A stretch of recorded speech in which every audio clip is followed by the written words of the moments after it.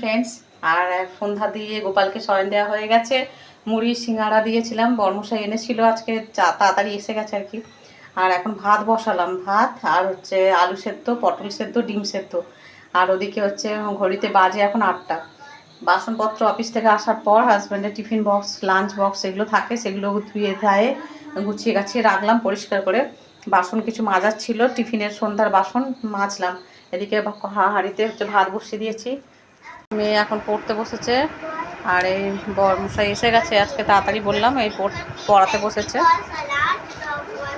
একটু অগোছালো আছে বিছানাটা, যেহেতু মেয়ে পড়ছে এখন, তাই আর কি।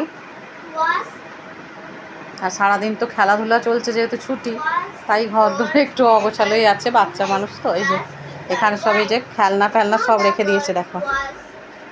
এই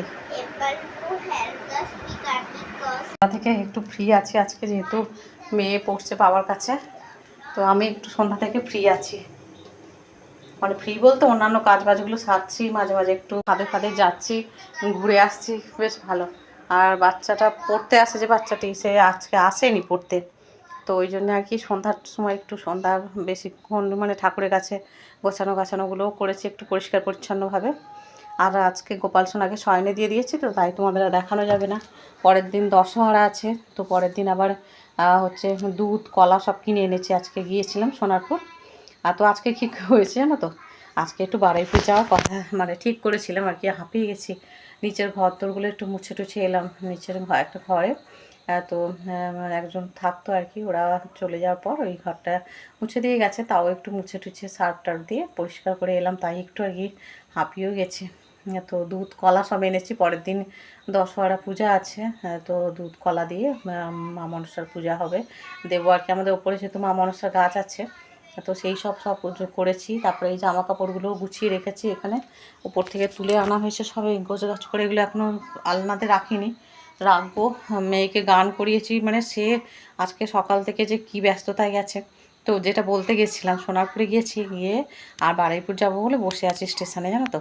ঘর থেকে ভেবে গেছি যে যেহেতু এখন মেয়ের ছুটি আছে, মান্থলি শেষ হয়ে গেছে, মান্থলি কাটানো, ঘর থেকে ভেবে গেছি যে টিকিটটা কাটবো। তো তারপরে গিয়ে আর বসে আছি স্টেশনে, ট্রেন ঢুকবে, অ্যানাউন্সমেন্টও হয়ে গেছে। আর দেখছি টিকিট, তখন মনে পড়েছে যে টিকিট কাটা হয়নি। আমি তো তাড়াহুড়ো করে চলে এসেছি, মানে স্টেশন থেকে নিচে নেমে গেছি আর কি, মানে যেখানে টিকিট কাউন্টারের দিকে ওপাশে চলে গেছি। আর আর যাইনি, কারণ এমনিতে আধ ঘন্টা বসেছিলাম, ওই সময় অনেকটা গ্যাপ, ট্রেন থাকে না।